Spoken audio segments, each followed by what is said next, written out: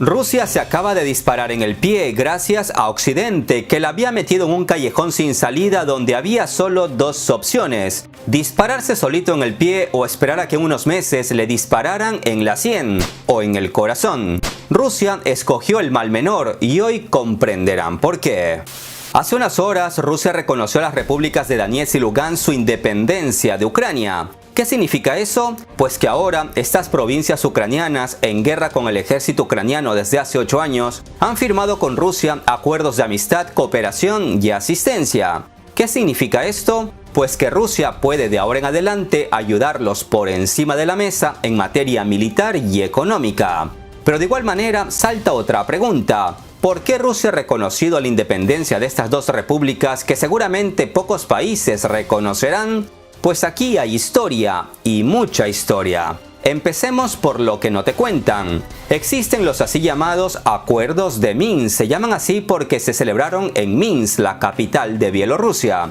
Estos acuerdos fueron firmados por Ucrania, Rusia, Francia y Alemania, a fin de resolver el conflicto ucraniano, que empezó cuando los gobernantes de Donetsk y Lugansk no reconocieron el sangriento golpe de Estado en Ucrania en el 2014, orquestado más que nada por Estados Unidos. Pues bien, Ucrania se comprometió en estos acuerdos firmados a llegar a un acuerdo con estas dos provincias, pero lo único que ha hecho es atacarlos, muchas veces con armamento pesado. Esto es una clara violación de los acuerdos alcanzados, pero ni Francia ni Alemania son capaces de decirle algo a Ucrania. Callan porque la idea no es pisarle la cola a Ucrania, sino pisarle la cabeza al oso. Pese a haber firmado estos acuerdos, el presidente ucraniano, mientras está en Ucrania, dice que no van a cumplir esos acuerdos, pero cuando se reúne con líderes europeos, dice que sí los va a cumplir.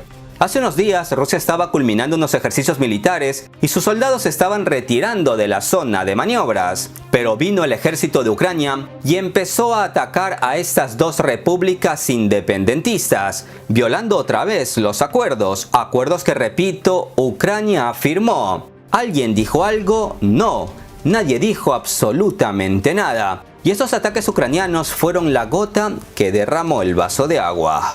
Quizás muchos de ustedes se pregunten, ¿pero por qué Rusia se mete en este conflicto? Pues deben saber que en esta región ucraniana, en conflicto, viven unos 800.000 rusos. No hablamos de gente que habla ruso, sino de 800.000 personas con pasaporte ruso que por A o B motivo migraron ahí y viven ahí, o solicitaron hace tiempo la ciudadanía rusa, pero viven ahí.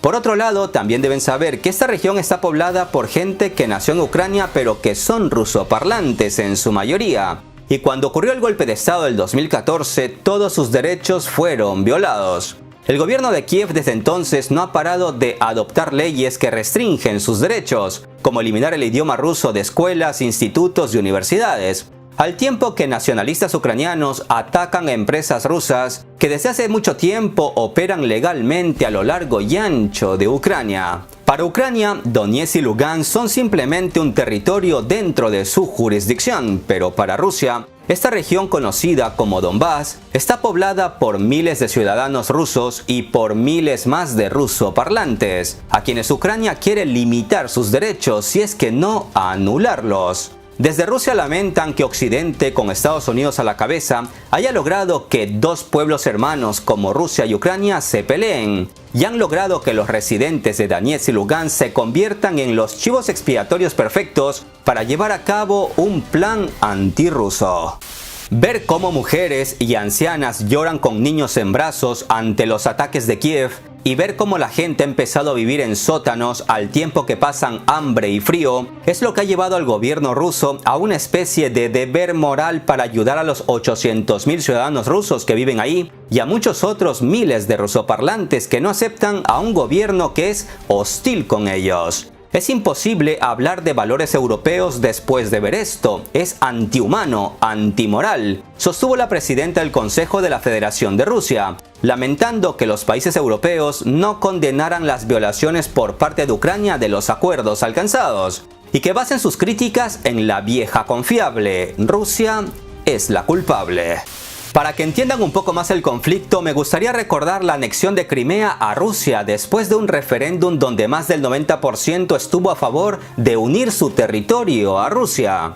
Como recuerdan, en ese año hubo un golpe de estado sangriento en Kiev, e inmediatamente empieza una ola de medidas que no solo violan los derechos más elementales de los rusoparlantes en Ucrania, sino que también violan su constitución. Como decía, Donetsk y Lugansk nunca aceptaron ese sangriento golpe de estado en el 2014 y Crimea tampoco lo aceptó. Pero la historia de Crimea es diferente. Hace más de 200 años, Catalina la Grande de Rusia, por decreto, aceptó a Crimea en el Imperio Ruso a pedido de los mismos crimeos. Desde entonces, la flota rusa del Mar Negro ha estado allí. Con el tiempo, el Imperio Ruso se convirtió en Unión Soviética y este inmenso país estaba dividido en repúblicas, la República Rusa, la República Ucraniana, etc. Y Crimea pertenecía a la República Socialista de Rusia, dentro de la misma Unión Soviética.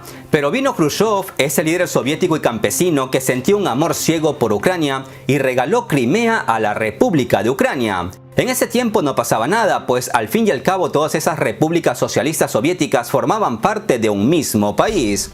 El problema vino después, cuando las 15 repúblicas de la Unión Soviética se dividieron y formaron 15 nuevos países. Y Ucrania, para malestar de los rusos, se quedó con Crimea, donde históricamente han vivido rusos. Crimea es un territorio estratégico. Tras la caída de la Unión Soviética, los crimeos vivieron tranquilos hasta que llegó el sangriento golpe de estado en el 2014 y se encontraron ante un dilema. O tomaban las armas y se oponían al gobierno golpista de Kiev como lo hicieron en Donetsk y Lugansk, es decir, se iban a la guerra, o hacían un referéndum pacífico para anexarse a Rusia, territorio al que históricamente siempre pertenecieron. Ellos decidieron irse por la vía pacífica, que además está avalado por el derecho internacional, pues la misma ONU, las Naciones Unidas, reconoce el derecho de los pueblos a la autodeterminación. No fue que Rusia invadió Crimea y se adueñó otra vez de este territorio, no. Rusia simplemente los acogió en su regazo tras el referéndum, algo que no ocurrió con Donetsk y Lugansk, donde también hicieron sendos referéndums y quisieron anexarse a Rusia, pero Putin les dijo: estimados amigos, esto no funciona así. Rusia, en teoría, pudo hacer lo mismo que hizo con Crimea y recibirlos con los brazos abiertos, pero la historia es diferente. Así que Putin abogó por resolver este conflicto de forma pacífica. En eso han estado trabajando desde el 2014-2015 con Francia y Alemania. Como dije, se han firmado los acuerdos de Minsk entre Ucrania, Rusia, Francia y Alemania, pero Ucrania no cumple con esos acuerdos y toda Europa calla. Lo único que saben decir es: toda la culpa es de Rusia. Pero volviendo a la actualidad, lo repito otra vez, todo este conflicto en torno a Ucrania se estaba resolviendo hace unos días. Rusia empezó la retirada tras sus ejercicios militares, Ucrania prometió a Francia y Alemania cumplir con los acuerdos, pero en lugar de cumplirlos, empezaron a bombardear a Donetsk y Lugansk. Estas dos repúblicas pidieron a Rusia reconocer su independencia porque ya no aguantan más, y Rusia debía decirle si sí o si no. Así que Putin se reunió de urgencia con su Consejo de Seguridad, donde todos aconsejaron a Putin reconocer inmediatamente la independencia de Donetsk y Lugansk de Ucrania. Me gustaría dejar un fragmento de cómo Putin inició el diálogo con sus consejeros. Resume en pocos minutos lo que ha estado ocurriendo en Ucrania desde hace 8 años.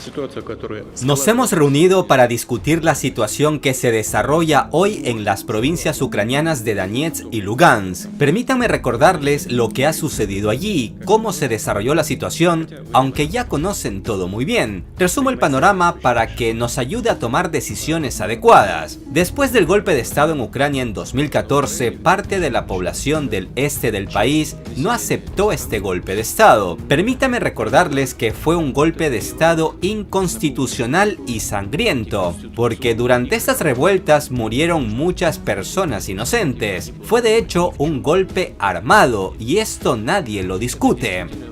Entonces, una parte del este de Ucrania no aceptó este golpe, incluyendo a los ciudadanos de Crimea y a los que vivían y viven hoy en Donetsk y Lugansk. Entonces ellos declararon que forman dos repúblicas independientes de Ucrania, la República Popular de Donetsk y la República Popular de Lugansk. A partir de ese momento comenzó el enfrentamiento entre las autoridades de Kiev y las personas que viven en este territorio. En este sentido, me gustaría llamar la atención sobre el hecho de que Rusia inicialmente hizo todo lo posible para resolver por medios pacíficos todas las contradicciones que surgieron. Sin embargo, las autoridades de Kiev llevaron a cabo operaciones militares punitivas en estos territorios 2 veces, y aparentemente estamos presenciando un agravamiento de la situación por tercera ocasión. Todos estos años, quiero enfatizar esto,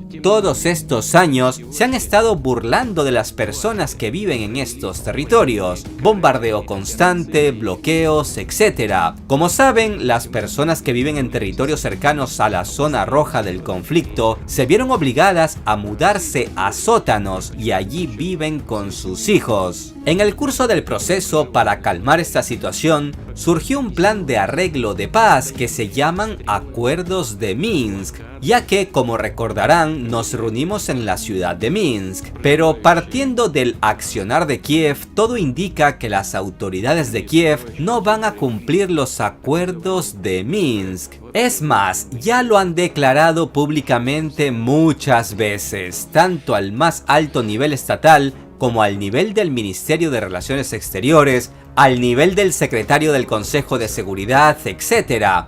En general está claro para todos, Kiev no va a cumplir los acuerdos logrados en Minsk.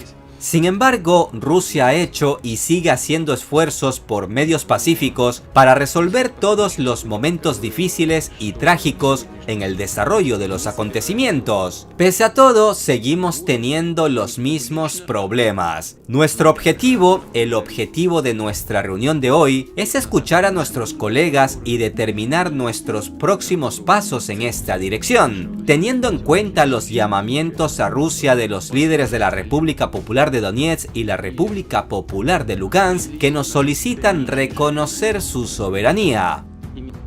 El uso de Ucrania como instrumento de confrontación con nuestro país, con Rusia, plantea por supuesto una amenaza grave, muy grave para nosotros. Es por ello que en los últimos meses hemos intensificado nuestro trabajo con nuestros principales socios en Washington y la OTAN, para eventualmente acordar estas medidas de seguridad y asegurar el desarrollo de nuestro país de manera tranquila, próspera y en condiciones de paz. Para nosotros esta es la tarea número 1. Esta es una prioridad para nuestro país, no la confrontación, sino garantizar la seguridad y las condiciones para el desarrollo. Pero por supuesto debemos entender las realidades en las que vivimos, y como he dicho repetidamente, si Rusia enfrenta una amenaza como la admisión de Ucrania en la Alianza del Atlántico Norte en la OTAN, entonces las amenazas para nuestro país se multiplicarán por muchas veces, porque existe el artículo 5 del Tratado sobre la creación de la OTAN, del que se desprende que todos los países de la alianza deben luchar del lado de uno de sus miembros si éste se ve envuelto en un conflicto armado. Pero como nadie reconoce la voluntad de los residentes de Crimea y Sebastopol, o sea que ya forman parte de Rusia, y Ucrania insiste en que este es su territorio, tenemos una amenaza real de que comenzarán a conquistar Crimea por medios militares, y esto lo dicen abiertamente en documentos, y dado ese caso, entonces todo el bloque del Atlántico Norte se verá obligado a sumarse a un conflicto contra Rusia. Algunos países de la OTAN están en contra de que Ucrania se convierta en miembro de la alianza. Sin embargo, a pesar de que están en contra, en 2008 en Bucarest firmaron un memorando donde abrían la puerta a Ucrania y Georgia a la OTAN. Cuando les pregunto por qué lo hicieron si supuestamente estaban en contra, no me dan respuesta. Lo hicieron bajo presión de Estados Unidos. Esa es la respuesta. Pero si tomaron una decisión bajo la presión de los Estados Unidos de América, ¿quién nos puede garantizar que no darán otro paso bajo la presión de Estados Unidos? No hay tales garantías. No existen esas garantías en absoluto, porque Estados Unidos renuncia fácilmente a cualquier acuerdo, a cualquier documento que firme. Por eso, al menos algo debería ponerse por escrito y registrarse como un acto jurídico internacional. Pero hasta la fecha, tampoco podemos ponernos de acuerdo con esto. Acto seguido, Putin dio la palabra al ministro de Asuntos Exteriores, al ministro de Defensa, al primer ministro y a otros altos cargos del gobierno. Todos dijeron que Rusia debería reconocer a Donetsk y Lugansk como repúblicas independientes de Ucrania. Para ello citaron innumerables motivos. El tema central es que Rusia le pide a la OTAN no expandirse hacia las fronteras rusas y deje de coquetear con Ucrania para aceptarla en esa alianza militar. Porque si Ucrania llega a formar parte de la OTAN, una guerra entre Rusia y la OTAN está casi garantizada, ya que Ucrania intentará reconquistar Crimea y la OTAN debe cumplir sus propias reglas que rezan que deben meterse en la guerra si un miembro se encuentra en una. Pero en la OTAN no quieren dar garantías de seguridad a Rusia. Que sí, que yo entiendo que un país soberano debe poder tomar sus propias decisiones y que si Ucrania quiere unirse a la OTAN, Rusia no debe por qué meterse. Es verdad, en parte, porque el error de Rusia fue no haber firmado un documento con la OTAN cuando hace 30 años le prometieron no acercarse hacia las fronteras rusas. Fue un grave error no dejar esas promesas por escrito y con sus respectivas firmas. Ahora la OTAN se hace la loca diciendo que nunca prometieron nada y que pueden hacer lo que les plazca en Europa.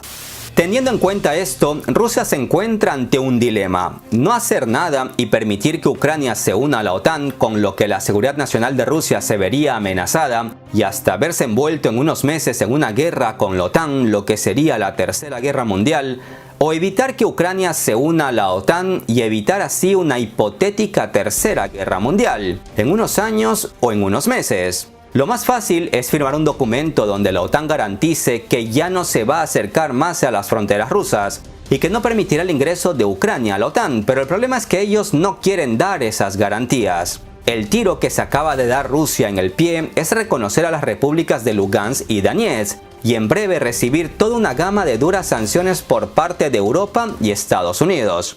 Al reconocer la independencia de Lugansk y Donetsk, Rusia también se compromete a ayudarlos a defender ese territorio, al tiempo que se presiona a Kiev para que se comprometa a no ingresar a la OTAN. De lo contrario, Lugansk y Donetsk, con el apoyo de Rusia, se lanzarían a Kiev.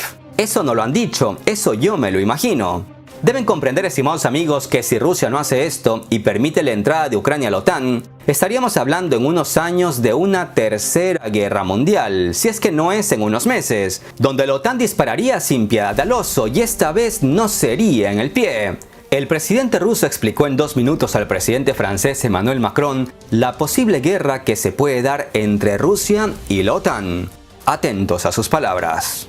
¿Por qué es tan peligrosa la posible admisión de Ucrania en la OTAN? Hay un problema clave que deben entender. Los países europeos, incluida Francia, consideran que Crimea es parte de Ucrania, mientras que nosotros creemos que Crimea es parte de la Federación de Rusia. ¿Y qué pasaría si Ucrania intenta cambiar esta situación por medios militares? No olviden que los documentos doctrinales de Ucrania afirman que Rusia es un enemigo y que para ellos es posible la conquista de Crimea por medios militares. Imaginen que Ucrania es miembro de la OTAN. El artículo 5 no ha sido derogado. Por el contrario, el señor Biden, presidente de los Estados Unidos, dijo recientemente que el artículo 5 es un imperativo absoluto y se implementará en cualquier caso. Esto significa que si Ucrania se une a la OTAN, habrá una confrontación militar entre Rusia y la OTAN. ¿Deberíamos nosotros ir a la guerra contra la OTAN? Esto lo pregunté hace poco, pero también me gustaría preguntarles, ¿de verdad quieren ustedes pelear con Rusia? Pregunten a sus lectores, espectadores y usuarios de sus cuentas de redes sociales si quieren que Francia pelee con Rusia, porque si Ucrania se une a la OTAN, esto es lo que sucederá.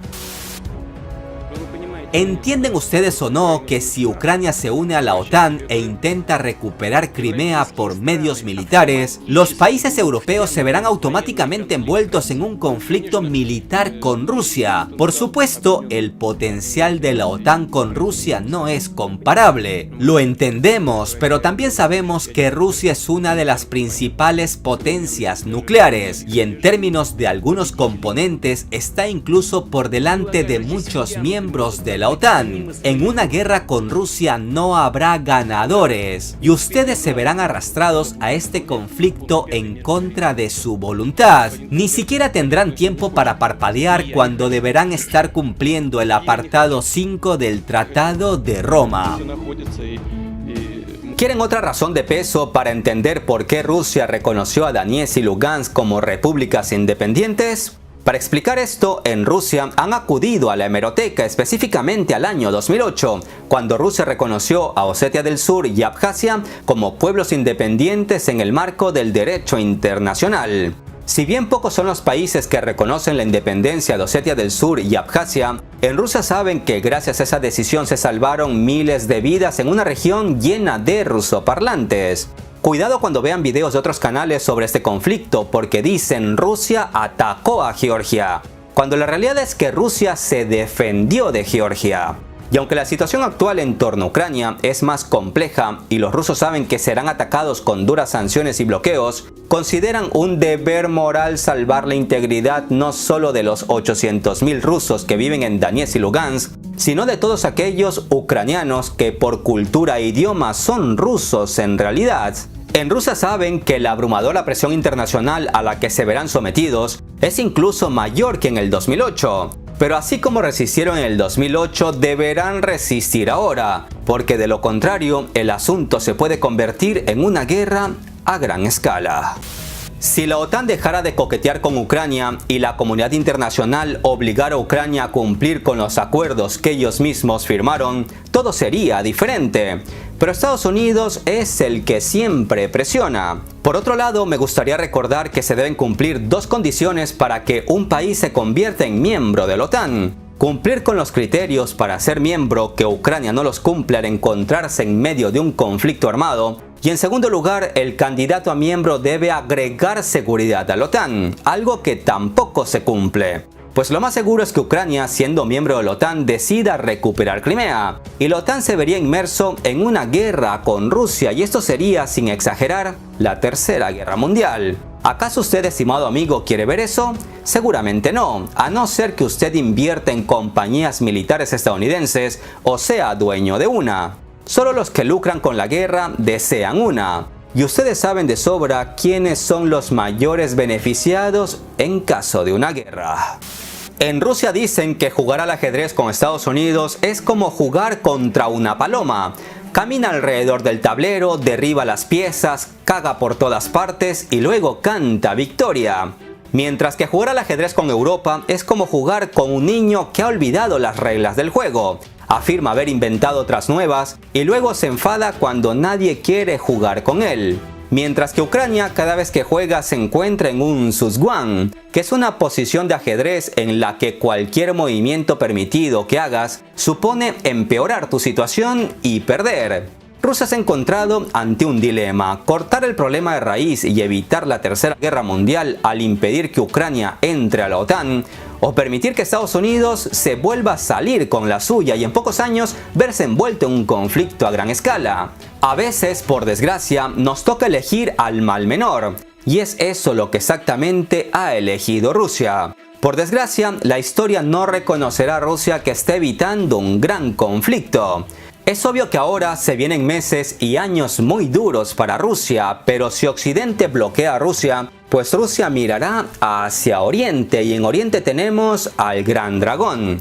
¿Quieren saber más sobre el nuevo conflicto que se nos viene y por qué Estados Unidos esta vez gana pero a la larga pierde? Pues entonces no se pierdan los próximos videos que serán de verdadero impacto. Un abrazo virtual. Hasta la próxima.